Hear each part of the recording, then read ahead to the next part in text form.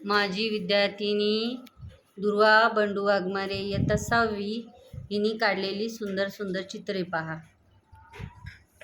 रांगोळीचं चित्र,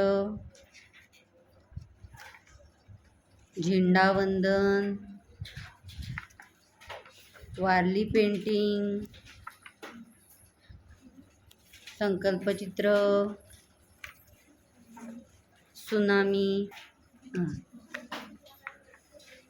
मोर काढलेले मोर.